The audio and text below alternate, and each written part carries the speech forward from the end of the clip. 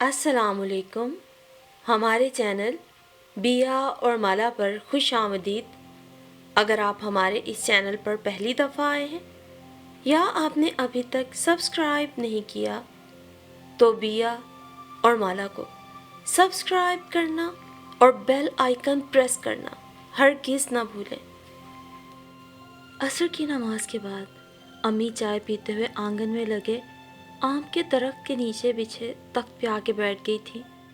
آج پھر امی جی بجلی کے بل کو لے کے پریشان تھی کہ اب یہ بل کیسے ادا ہوگا اور ابھی تو ریحان کی اسکول فیس بھی باقی ہے.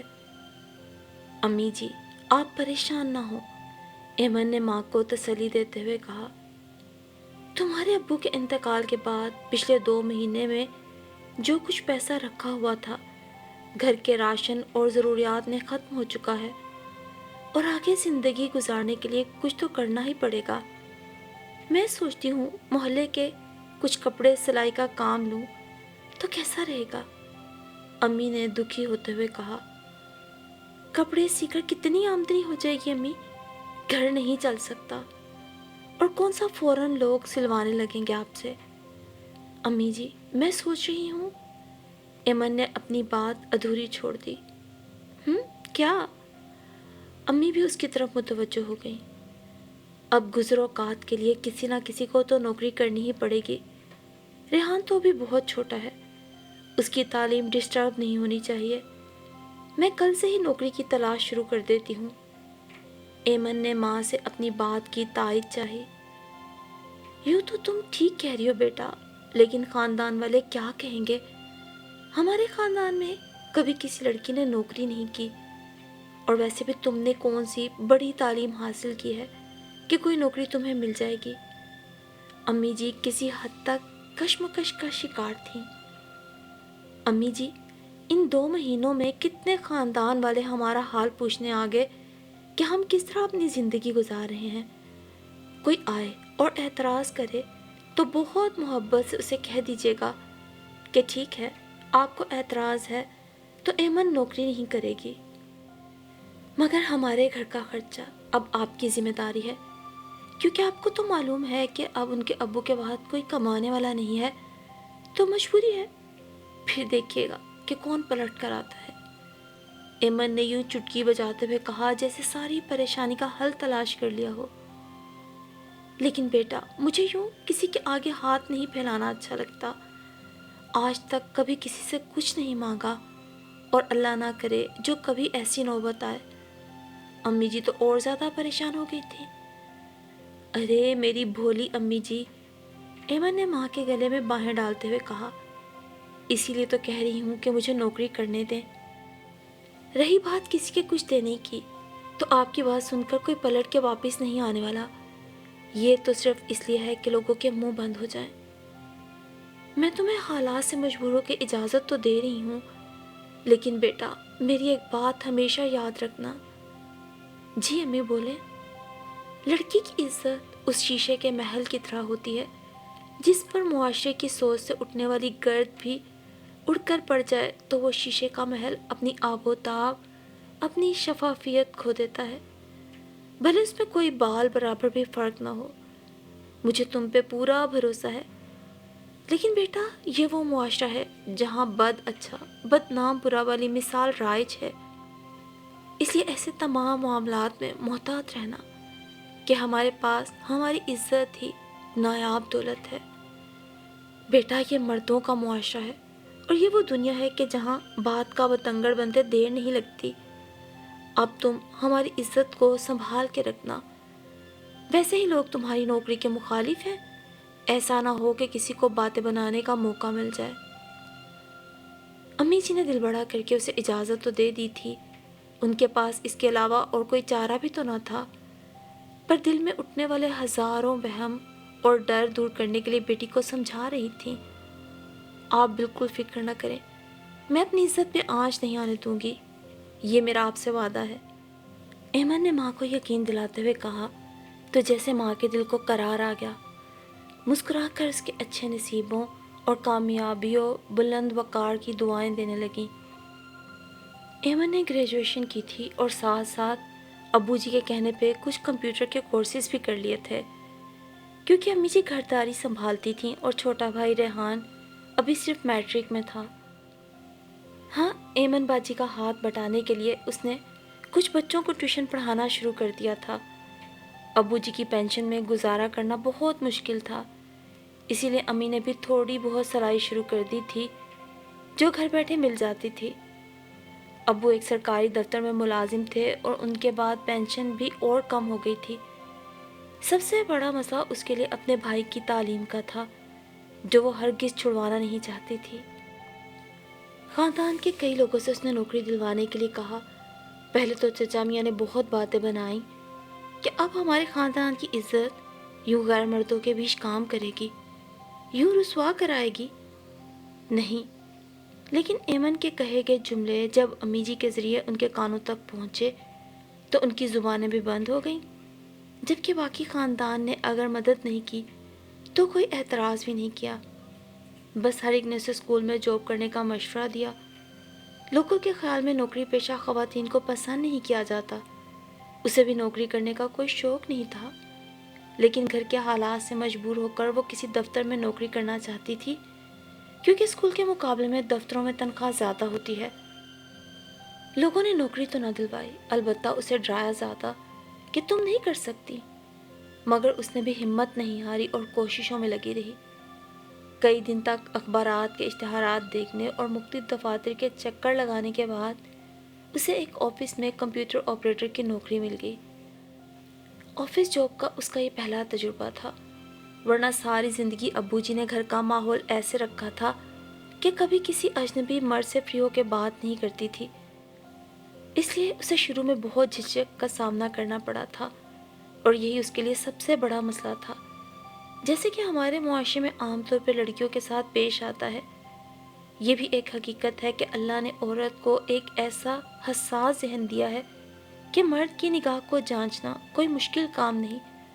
وہ بآسانی اس بات کا اندازہ لگا سکتی ہے کہ کس نگاہ میں پاکیزگی ہے اور کون سی نگاہ غلط ہے۔ شروع میں کئی کولیگز، جن میں راحیل اور کاشف سر فہرست تھے، اس سے بلا وجہ فری ہونے کی بہت کوشش کرتے رہے۔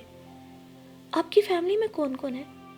ایک دن راحیل آفس کی فائل دینے آیا تو اس سے پوچھ رہا تھا، جس کا اس نے بہت سنجیدگی سے نپاتلا جواب دیا، والد اور چھوٹا بھائی۔ میں آپ کو ڈراپ کر دوں، آئیے، کاشف نے بہت مسکراتے ہوئے آفر دی تھی، جسے اس نے بہت سنجیدگی سے ٹال دیا۔ نہیں شکریہ، میں بس میں جانے کی عادی ہو چکی ہوں۔ اس کے اصرار پہ بھی وہ اس کے ساتھ نہیں گئی تھی۔ ہمارے ساتھ لنچ کیجیے نا، آریات چائے تو ہمارے ساتھ پی لیں۔ اکثر وہ دونوں سے لنچ اور چائے کی آفر کر دیتے، جسے وہ کام کا بہانہ کر کے ٹال دیتی۔ آج بہت اچھی لگ رہی ہیں، یہ رنگ آپ پہ بہت کھلتا ہے، اس کپڑے کا تو ڈیزائن بھی بہت اچھا ہے۔ ویسے آپ شاپنگ کہاں سے کرتی ہیں؟ راحیل کے اتنے لمبے اور بلا وجہ کی تعریف کے جواب میں اس نے خشک اور سرد لہجے میں کہا، بہت شکریہ، یہ میری امی کی پسند کا سوٹ ہے، اور پھر اپنے کام میں محو ہو گئی۔ وہ اسی طرح اپنے سب کولیگ سے لیا دیا رویہ رکھتی، صرف کام ہی کی بات کرتی۔ ویسے تو خود بھی وہ اپنی نیچر کی وجہ سے زیادہ مردوں سے فری ہونے کی قائل نہ تھی، مگر ماں کے کہے گئے الفاظ جو نوکری کرنے سے پہلے اس کے کانوں میں اڑیلے گئے تھے، ان کی وجہ سے وہ مزید محتاط ہو گئی تھی۔ وہ اپنا کام بہت محنت سے وقت پہ مکمل کر دیا کرتی تھی۔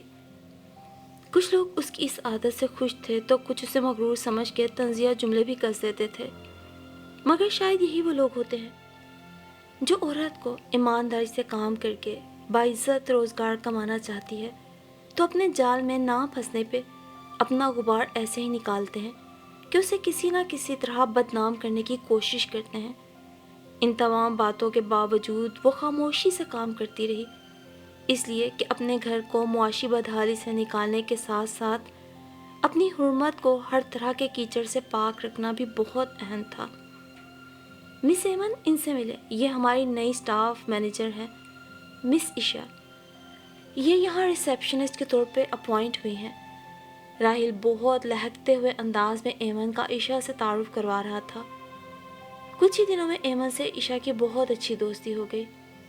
عشا، اپنے بارے میں کچھ بتاؤ نا، ایک روز ایمن نے اس سے پوچھا تو وہ کہنے لگی، میں اپنے بہن بھائیوں میں سب سے بڑی ہوں، میری منگنی ہو چکی ہے اور اپنی شادی اور جہیز کے انتظام کے لیے میں یہ نوکری کر رہی ہوں۔ گھریلو حالات بھی کوئی بہت اچھے نہیں ہیں، میرے والد صاحب ریٹائر ہو چکے ہیں اور 5 بہن بھائیوں کے ساتھ کم آمدنی میں گزارا کرنا کافی مشکل تھا۔ اس جاب کے لیے پبلک ڈیلنگ ضروری تھی۔ وہ بہت کانفیڈنس کے ساتھ ہر ایک سے بات کر لیتی تھی۔ اس کی عادت تھی، وہ بہت خوش اخلاق تھی، کردار کی مضبوط تو تھی، مگر اس کی اس خوش اخلاقی کی وجہ سے کئی لوگ غلط فہمی کا شکار ہو جایا کرتے تھے۔ اسے کوئی چائے کی آفر کرتا تو کوئی لنچ کی، جسے وہ کبھی مروتاً قبول کر لیتی تو کبھی پیسے بچ جانے کے لالچ میں کسی کولیگ کے ساتھ کھانے میں شریک ہو جاتی۔ عشاء کے اس رویے کو ایمن بڑی حیرت سے دیکھا کرتی تھی۔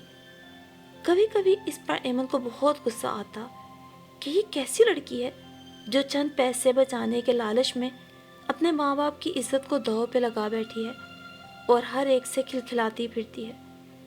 لوگ عشاء کے اس رویے سے بہت لطف اندوز ہوتے، اس کے منہ پہ اس کی خوش اخلاقی کی بہت تعریفیں کرتے اور اس کی پیٹھ پیچھے اس کے کردار کے بارے میں بہت کچھ کہہ جاتے۔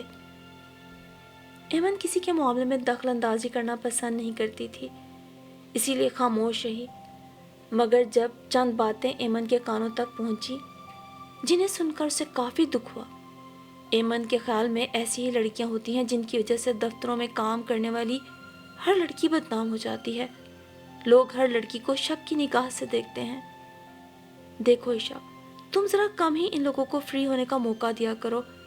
جب تک تم نہیں چاہو گی کوئی تم سے بلا وجہ فری نہیں ہو سکتا۔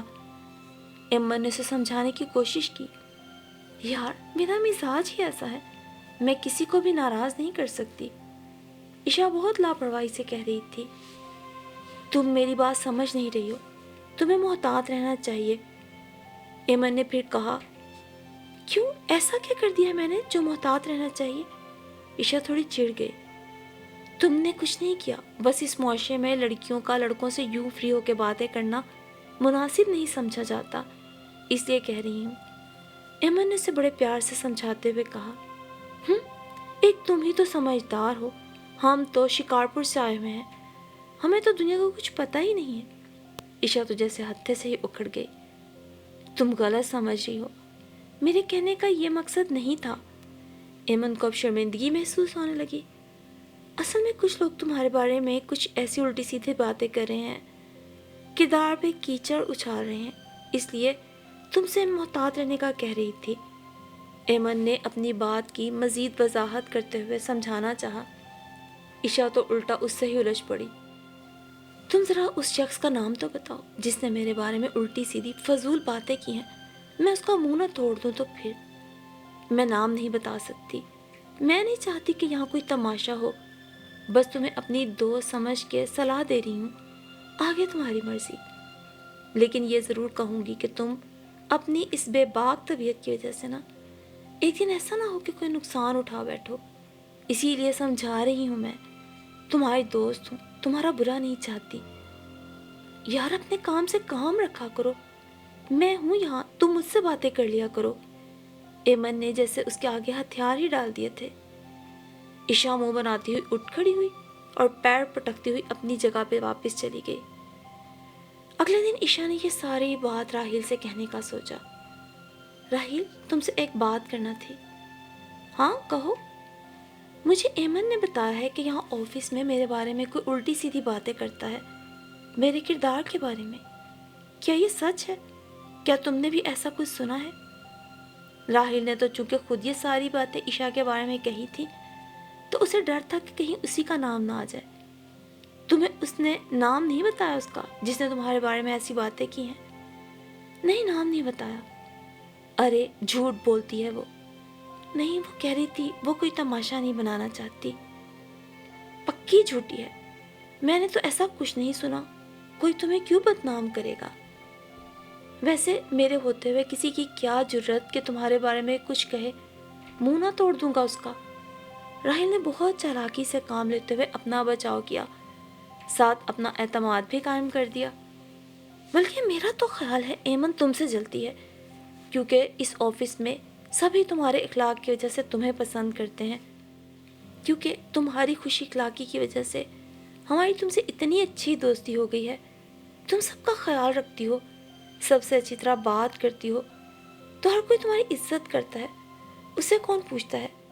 شاید اسی جلن میں وہ چاہتی ہے کہ تم بھی اس جیسی نک چڑی بن جاؤ۔ کوئی اس کی بد اخلاقی کی وجہ سے اس سے بات کرنا پسند نہیں کرتا۔ وہ ایک بہت شاطر قسم کا لڑکا تھا۔ عشا کو ایمن سے بدظن کر کے وہ اب خوش تھا کہ اب عشا ایمن کی کسی بات پہ یقین نہیں کرے گی۔ دوسری طرف عشا بھی مطمئن ہو گئی اور اپنی روٹین کو جاری رکھے تھی۔ جب دوبارہ ایمن نے اسے ٹوکنے کی کوشش کی تو عشا نے ایمن کو بہت کھری کھری سنا دی۔ تم مجھ سے جلتی ہو، ہر کوئی مجھ سے جو بات کرتا ہے مجھے پسند کرتا ہے، لوگ اتنی خجلی سے مجھ سے ملتے ہیں، تمہیں اب تک کتنے لوگوں نے لنچ کی آفر دی، تم سے تو لوگ ڈرتے ہیں، تم کو بہت مغرور سمجھتے ہیں، آفس میں کوئی تم سے بات کرنا پسند نہیں کرتا، اور تم دیکھنا ایک دن میں اپنی خوش اخلاقی کی وجہ سے نا تم سے بہت آگے نکل جاؤں گی۔ وہ عشا کی ساری یہ باتیں سن کر خاموش ہو گئی۔ اسے سچ میں دکھ ہوا تھا، لیکن آفس کا ماحول خراب نہ ہو اس لیے اس کی باتیں اگنور کر کے اپنے کام میں بزی ہو گئی۔ وقت ایسے ہی گزرتا گیا۔ عشا روز کسی نہ کسی کالیگ کے ساتھ لنچ کرتی، راحیل کے ساتھ مل کر اس کا مذاق اڑاتی، اس پہ طنز کرتی۔ لوگ تو اپنے غرور سے باہر ہی نہیں نکلتے، جانے کس بات کا غرور ہے، وہ سنی انسنی کر دیتی۔ اس آفس میں موجود سبھی لوگ ایمن کی بہت عزت کرتے تھے اور اس سے بہت احترام سے بات کرتے تھے۔ کئی دن اور گزرے تو معلوم ہوا کہ عشا اچانک نوکری چھوڑ کے چلی گئی۔ ایمن کو بہت تعجب ہوا کہ اچانک یہ کیسے ہو گیا۔ وہ عشا کے گھر گئی تو معلوم ہوا کہ اس کی حالت بہت خراب ہے، شدید بخار سے نیم غنودگی کا شکار تھی۔ ایمن اسے بات کرنا چاہتی تھی لیکن عشا اس حالت میں نہ تھی کہ کوئی بات کر پاتی۔ آفس میں کوئی تبدیلی نہیں آئی تھی، بس عشا کی جگہ ایک نئی لڑکی آ گئی تھی۔ جو لوگ کبھی عشا کے گرد گھوما کرتے تھے آج اس لڑکی کے گرد گھومتے نظر آتے تھے۔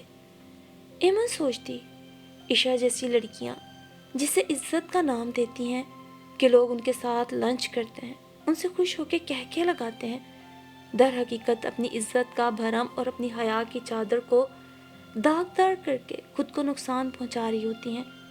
یہ سراسر گھاٹے کا سودا ہے۔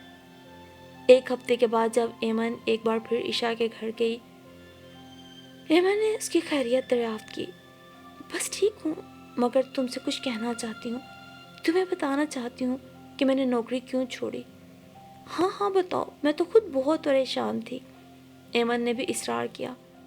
ایمن، دراصل راحیل نے مجھ سے شادی کا وعدہ کیا تھا، اس لیے میں کئی بار اس کے ساتھ آفس کے باہر لنچ بھی کرنے گئی، اور اسے میرے کسی رشتہ دار نے میرے ساتھ گھومتے ہوئے دیکھ لیا، خاندان بھر میں بات پھیلا دی، جبکہ خاندان والے میری نوکری کے پہلے ہی مخالف تھے۔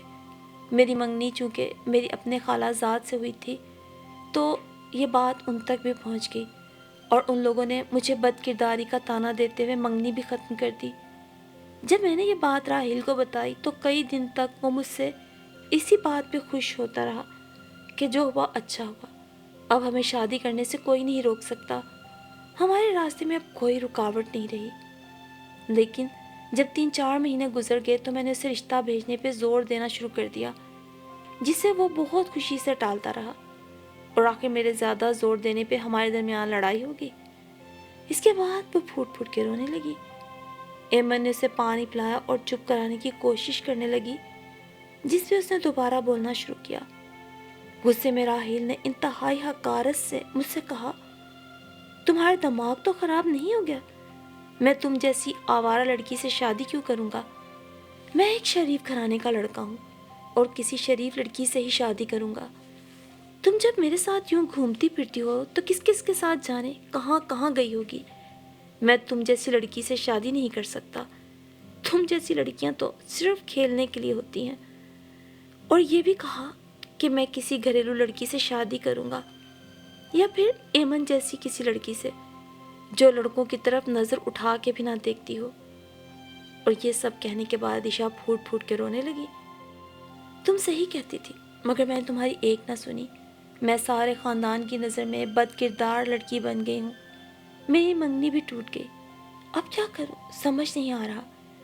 عشا اس کا ہاتھ پکڑ کے ایک بار پھر دل کا بوجھ اتار رہی تھی، جبکہ ایمن کے پاس سوائے تسلی دینے کے اور کوئی الفاظ نہ تھے۔ وہ اسے یوں ہی روتا چھوڑ کے تسلی دیتے ہوئے بوجھل قدموں سے گھر واپس آ گئی۔